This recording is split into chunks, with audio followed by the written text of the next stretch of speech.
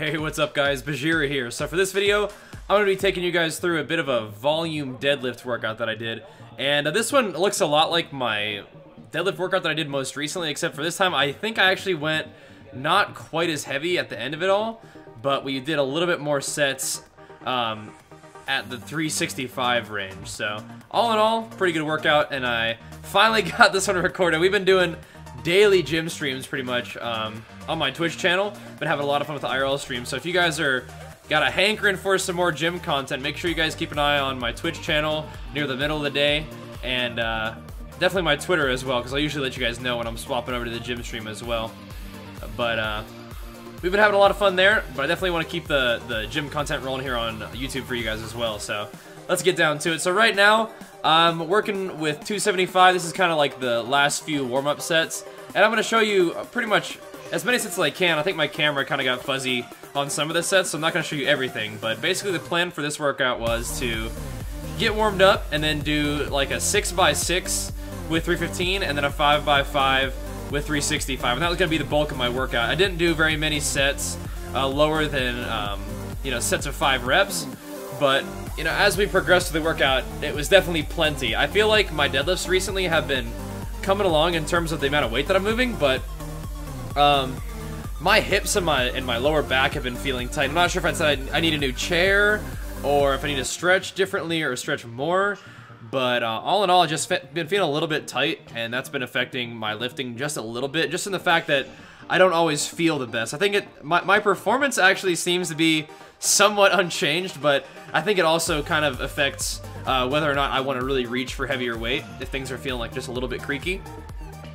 But it's all good, and one of the things I'm doing to kind of change the way that my body in general feels is I've been bulking, you know, for a while, and I've been focusing on strength for a while. And one of the things that I want to do now, just to sort of keep things fresh and keep things fun, is sort of reintroduce a little bit more volume training, and actually even reintroduce a little bit of cardio, because I don't necessarily want to put on a lot more body fat right now. And I know I've gotten a lot stronger, and I'm happy about that, but I do want to keep the bodybuilding style of training rolling. And I think that I've definitely been putting an emphasis mostly on strength. And even though I'm getting high volume in my workouts, like with total sets, I've really been focusing mostly on like low rep stuff. And I think I've been doing it already with my bench press workouts, where I'll do one heavy workout, and then the next time I'll do like a volume day. And I might want to start focusing on doing that with like deadlifts and squat too. Just because I don't have like a lot of like isolation machines in my gym. Obviously, it's my home gym, by the way. It's pretty neat, huh? Thanks for helping me get this, guys.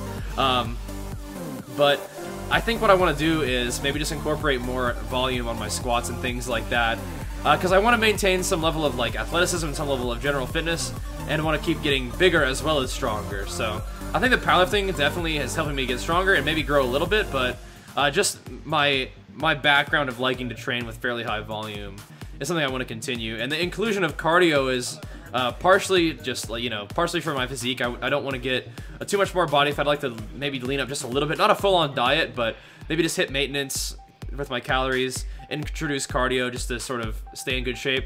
But also, the other thing is, like, cardiovascular fitness is important to me. I wanna maintain being able to go run for, you know, 30, 45 minutes. That's just something that's valuable to me.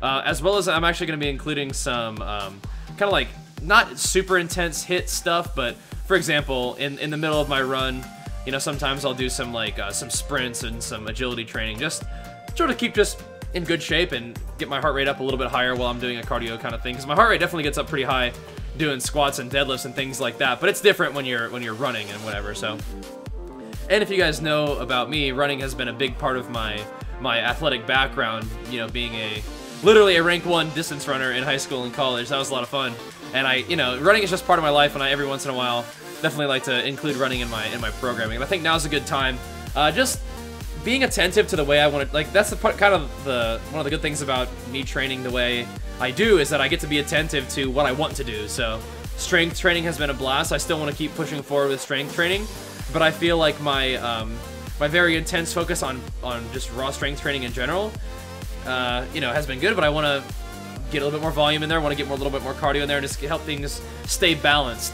And that's, you know, something I can pay attention to, something I can work back into my programming.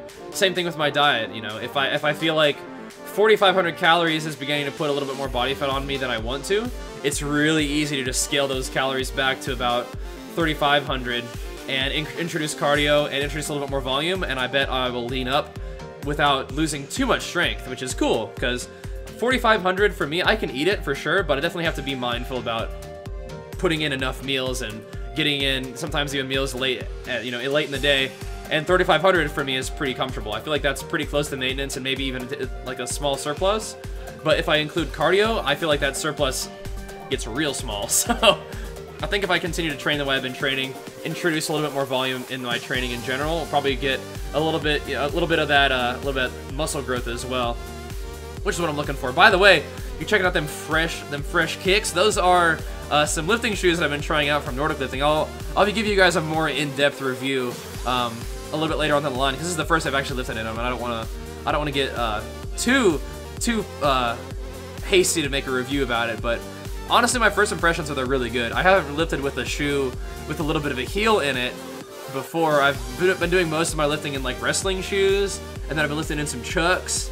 But these have a little tiny heel on them in the back, and I wasn't sure I was gonna like it. But doing deadlifts today, they felt really good, and I'm actually super excited to try them out when I squat as well, because I think it'll have a really positive impact on my squat. And because I thought I had like for squats, I thought I had a pretty wide stance, and I actually really, felt powerful driving my heels into the ground. And I thought maybe having a heeled shoe would kind of mess things up and put me too forward in my stance, but it actually feels really good. So I like them. First, and these are like, they have two different shoes. One of them's like a weightlifting shoe.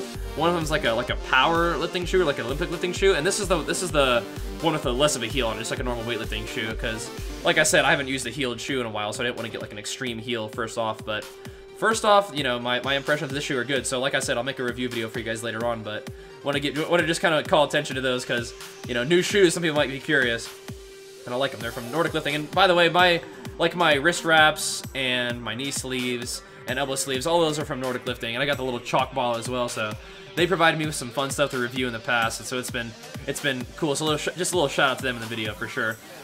But right now we're stepping up to 365, and I was doing 5 sets of 5 with this. And I think before I was only doing like 4 sets of 4 or something like that. I don't really remember. Maybe I was doing 4 sets of 4 with 385. I don't remember. I have to check my gym streams, but regardless, 365 for 5x5 was definitely enough for today. It felt challenging, but not too bad. I think the main thing for me on this deadlift workout was I wasn't feeling like absolute maximum like power strength, but I was definitely, I'm always able to kind of grind reps out, grind volume out. But the main thing that I was keeping in mind for this one was to not go too slow off the floor, is to try to not explode so that you're jerking the weight by any means, but definitely, apply some speed off the ground to get that weight moving, and it's a lot easier to lock it out that way. You don't want to let the weight sit on you too much down at the bottom of the rep. Like, it's not a situation where you want to control the weight like a bodybuilding movement where it's time under tension. It really is more about getting that weight moving and getting some speed off the floor, and that helps me out a lot on deadlifts. And I was doing a little bit of more of a narrow stance today, and that could have been partially because of the shoes, could have been partially just like I kind of wanted to really focus on. It's really hard to describe how I'm using my upper back in my deadlifts recently. I've kind of been a little bit more mindful of my lats and how I lock those out and get those flexed to perform the deadlift movement, but feeling strong in my traps and pulling my shoulders in a little bit and flexing my lats has been kind of one of those areas of focus for me recently on deadlifts, because I feel like my leg drive is pretty good. I feel like I've always used my legs quite a bit on deadlifts. I think when I first started doing deadlifts, I didn't really bend my knees as much, and I did kind of do like a straight-legged deadlift, and I was strong enough to do it, but as I've been doing heavier weight and as I've been progressing in deadlift, I definitely want to, use my hips, use my upper quad, using my upper hamstring, kind of like the same idea with my squat, is kind of have a lot of that power be generated from my hips, and drive like that, but at the same time being mindful of my upper back and keeping everything nice and strong, and of course keeping my core tight. That's another thing with my lower back being a little bit sore, my hips being like, I don't know if sore is the right word, just a little bit tighter. Core tightness on lifts like this and lifts like the squat are super important to me.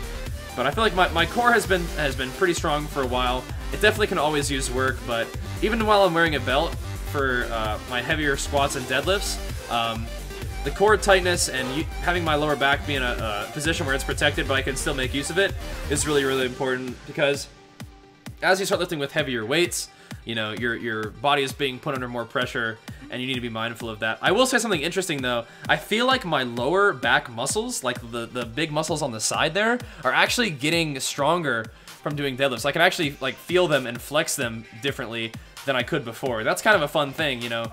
As you get, you know, bigger and stronger muscles, I feel like I actually have a better mind-muscle connection with them, and it's interesting to feel.